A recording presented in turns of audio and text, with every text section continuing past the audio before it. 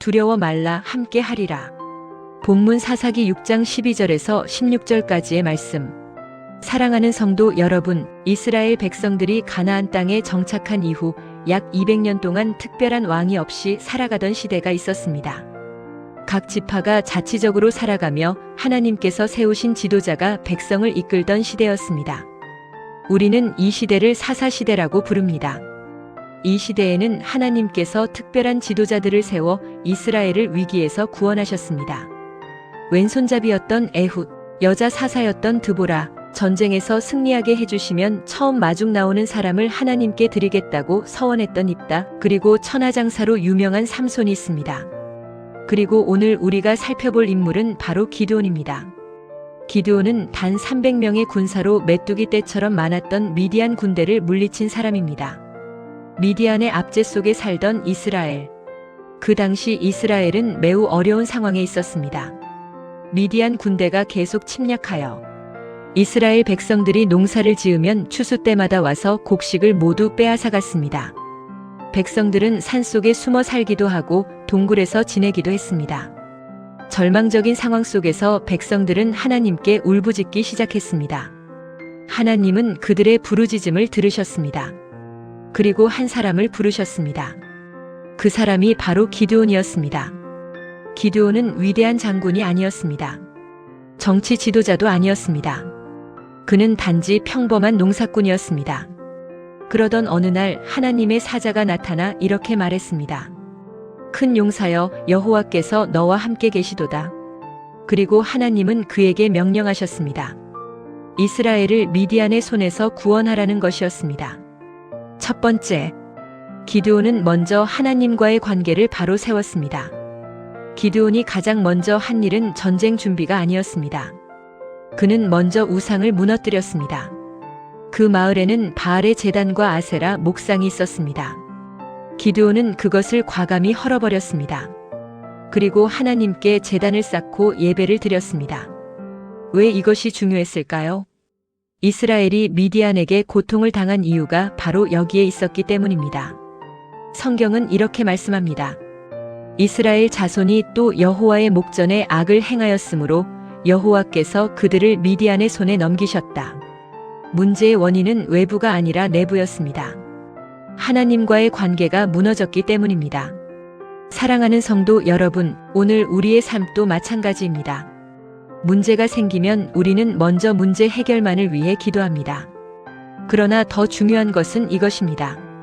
나와 하나님과의 관계가 바로 되어 있는가? 성경 이사야 59장 1절에서 2절은 이렇게 말씀합니다. 여호와의 손이 짧아 구원하지 못하심도 아니요 귀가 둔하여 듣지 못하심도 아니라 오직 너희 죄악이 너희와 하나님 사이를 갈라놓았느니라. 우리의 문제 해결의 첫 번째 길은 하나님과의 관계 회복입니다. 두 번째는 기드온은 확신을 얻기 위해 기도했습니다. 기드온은 처음부터 담대한 사람이 아니었습니다. 하나님이 내가 너와 함께 하겠다고 말씀하셨지만 그는 두려웠습니다. 그래서 하나님께 표징을 구했습니다.